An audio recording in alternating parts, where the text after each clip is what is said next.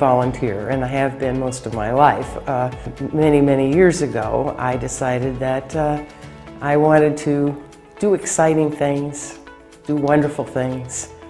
I started out with the Friends of Independence National Historical Park, and we were talking as a government at that time about the development of tourism. So we formed Philadelphia Hospitality Style. I got a phone call from Dick Tyler, who was head of the Historical Commission, and said, "Mary, you know, we're going to be celebrating the tercentenary, and we think that a really good way to celebrate would be to restore City Hall."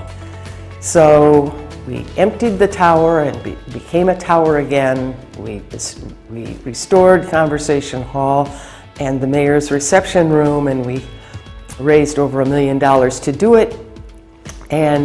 But there was a little bit of money left over, and so I said, well, who's going to see this now?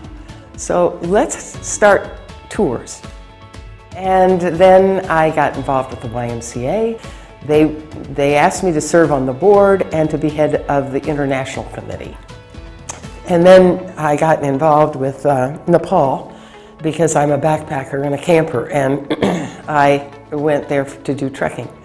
And I fell in love with the country and the people particularly.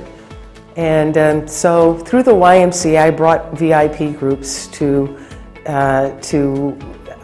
Nepal, and we did a medical camp in a remote area, bringing 600 pounds of medical supplies in for 3 days, and there must have been almost 1,000 people that we served. And I decided, well, let's just form the Nepal Foundation. So we did. About 2 or 3 years after that was established, we adopted a community of about 5,000 people and decided that we would try to bring the standard of living up to a level that they could sustain. We've been working on that project for almost 8 years, and we're almost done. And we feel like it's been a wild success. Makes me very proud that somebody chose me to represent women in Pennsylvania, and they value the things that I've done. It means so much for me to be a distinguished daughter, because I spent so many of my formative years in Pennsylvania, going to school at the University of Pennsylvania, and that's where I was inspired to want to be a journalist, and started at KYW, All News Radio in Philadelphia. So many of the moments of my career are rooted in Pennsylvania, covering the governors, going all the way back to Governor Ray Schaefer and then Governor Schaap. The really formative moments were, of course, covering Frank Rizzo in Philadelphia, and then when Richard Nixon came to sign the revenue sharing bill at Independence Hall in 1972, I got my first taste really of national politics. I went to the conventions assigned by the station in Philadelphia to cover the Republican and Democratic conventions in '72 and again in '76.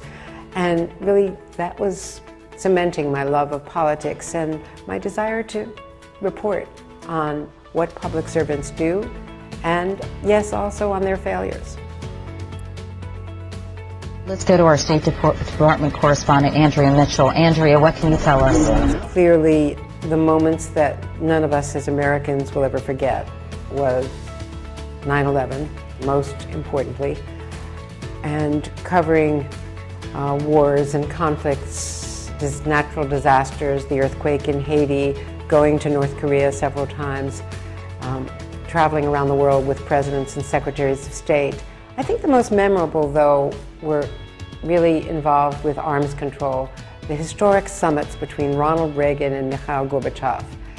Being part of that as a reporter, trying to communicate the evolving philosophy of President Reagan as he began to realize that there had to be a reduction of nuclear weapons.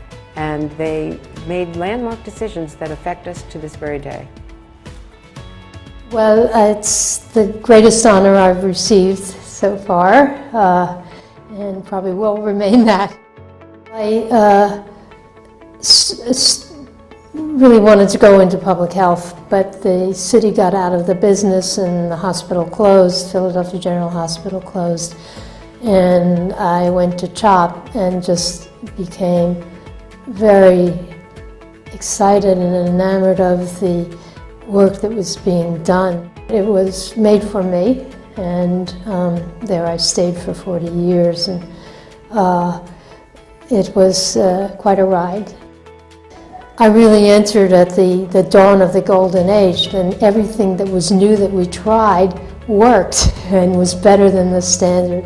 And that went on for 30 years or so. Between 1960 and 50 years later, we went from a cure rate of 10% to 90% for childhood cancer. It was always the human relationships that drove everything and made it work.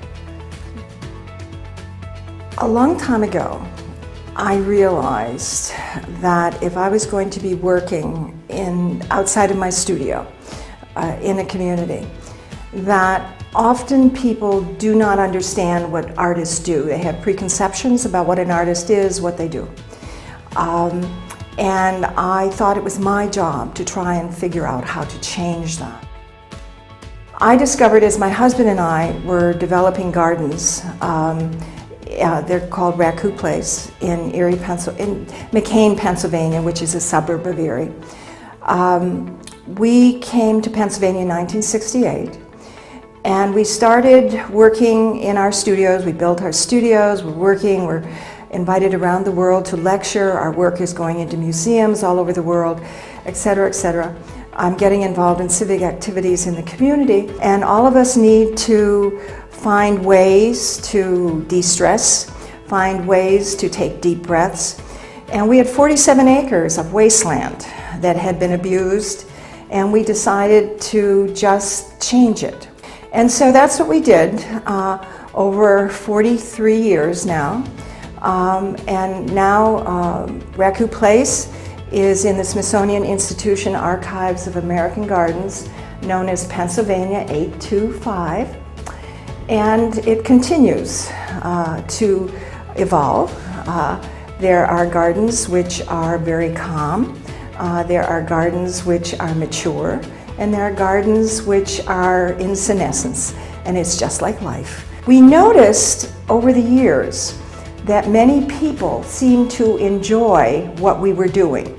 As the gardens evolved and developed, I could use them for conversations in the arts. When I became president of the Art Museum, we had a fundraiser for the Art Museum. As I became a trustee of the Community Foundation, we had huge volunteer events, thanking volunteers there. The gardens and the art have always been mixed together, and I think that they really serve a purpose in our lives. Honored to be among so many other women who have contributed so much to the Commonwealth. Seeing names like Marian Anderson and Grace Kelly and Mamie Eisenhower and Renee Fleming, Pearl S. Buck, it's really unbelievable. I can't imagine that I'm considered among women who have contributed so much and are so accomplished, but I'm just very grateful for the honor. My background is higher education and nonprofit consulting, and I became very involved in the community a few years ago. Right now, my main focus definitely is with Pennsylvania State System of Higher Education. I'm very fortunate to be chair of the Board of Governors. I believe strongly that our state system of higher education is owned by the people of Pennsylvania. It is for the people of Pennsylvania. The students we educate tend to stay in Pennsylvania, and so we are, as far as I'm concerned, making an investment. This is not a cost, this is an investment. It's really exciting, and it's horribly challenging, and I love every minute of it. There is nothing better. One of the other things that I'm involved with as part of foundation and nonprofit work I do is an internship program, which is sending college students on internships but to a foreign country, to Israel, which has an incredible startup nation. We started a program 5 years ago with 250 college students going there to have internships with companies, and this year we sent 2,000, which is really amazing, and we plan to grow it to 5,000 to give American students the opportunity to learn and make connections and build their resume skills and see what it's like, in a foreign country and in a country that faces a lot of challenges, and come back and be able to talk about that. So that's also something I'm very proud of. Well, being a distinguished daughter is an amazing honor, and I was just thrilled to find out that I was going to be amongst these incredible women that have come before me. What I feel is very important is that all of us collectively together need to figure out the things that can help raise the bar for everybody. And one of the things that we've been working on, I'm in healthcare, and one of the things that's very clear to me is that your health is not just about the medicine you take or the doctors you see. It's about where you live, it's about safe streets, it's about food security. It's really important that the community come together to try to take care of its vulnerable citizens. And I think that's one of the things that I've been working on pretty much most of my career. I spent the first half of my healthcare career on the clinical delivery side. And when it came time that UPMC was looking to start insurance companies, because we felt that it was really important to align clinical delivery with payment models in order to really get high quality healthcare delivered to people and affordable healthcare delivered. So I began working on trying to find a way to serve people with mental illness and addiction problems. And so I started a company called Community Care Behavioral Health, which now serves about 1 million people across the state of Pennsylvania. In rural Pennsylvania, we built health homes for people where they can actually get all of their services in one location, and trying to bring together the behavioral health, the physical health needs, the social supports that are needed in order to really surround people with the kinds of services that will be helpful. We work hard every day to advocate to make sure that people see healthcare as a basic human right and not a privilege. And one of the things that we have worked on steadily is trying to figure out how do you make healthcare both affordable and high quality. And to me, that's a life worth living.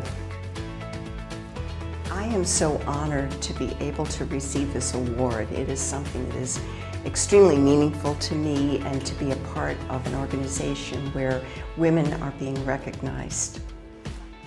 I am a registered nurse and had, as an RN, was able to be in leadership positions such as Assistant Director of Nursing in Lancaster, and then Vice President of Patient Care at Good Samaritan Hospital. And at that point, particularly when I was at Good Samaritan, we did a community needs assessment, and then I found out some of the things that we were missing in our community, and set up task force and organizations to try to address some of the problems that we had at that time. My husband and I were big supporters of the Children's Hospital. And in that, we had already started a program called the Hummingbird Program, which is for serious ill children, where there's a team that follows them, whether they're in the hospital or their home, with the idea that we would cut down readmissions because there'd be a team that could address the issues. I'm very proud of that. Every year I am the chair of a fashion show that Neiman Marcus does for me. They come to the Hotel Hershey and we raise funds for the Hummingbird Program. On top of that, I think one of my most exciting is that I was asked by Dr. Robert Gates, our retired Secretary of Defense, who 2 years ago was the volunteer president of the Boy Scouts of America, and he asked me to lead a task force on the prevention of childhood obesity. And so that has been a big project. Where we started was really to change the menus at the camps where the Boy Scouts go during the summer, because that was one thing we could tackle, you know, pretty much right away. And we have incredible statistics about what this program did. I did get an honorary doctorate from Lebanon Valley College, and that was quite meaningful to me. There's a lot going on. It's such a quality college, and I'm very proud to be a part of that. The older we get, the more we need a purpose, and this is definitely something that I think has kept me young. I've been able to learn a lot about our community and on the national level with the Boy Scouts of America, because the Obesity Project has gone national and international. I have had 6 careers, and what I've learned from the 6 careers is that there's always more to learn, and that that what you do is you take the learning from one and then you get involved in the next. And I think the other thing you also learn is that you have to be open, and you have to be willing to adapt, and you have to embrace change. And I think also the world has gotten certainly more turbulent. I mean, the reason for the past 16 years I've been working at a charter school is because my husband, who was murdered unfortunately, had wrote about politics and governance, and he felt that traditional public schools were too much of a monopoly, had a monopoly, and therefore he was a big proponent of charters and vouchers as a way to get some more competition into the education sphere. And what I realized is that it's not too hard if you accept being ordinary. If your goal is to be extraordinary and to provide a wonderful, really broad education for kids, that's hard work. I mean, the majority of our students are eligible for free and reduced lunch, and they come from families that have very little means, and this is the only way that they're going to get out of that cycle of poverty. And certainly Philadelphia is the poorest major city in the United States of America. So that's why this is so important, because education is the only thing that's going to break the cycle. I really want them to be the best they can be, whoever and whatever that is. You know, that they can understand that they have choices, and they can make choices, and they can be good choices. That's what we want. Part of what I feel good about and excited about is really the people who have gone before, and all of the things that they have done to make Pennsylvania a really exciting and thrilling and wonderful place to be, to live, to grow up, to raise kids. And so to be recognized, to be a part of that pantheon of women is just incredibly thrilling.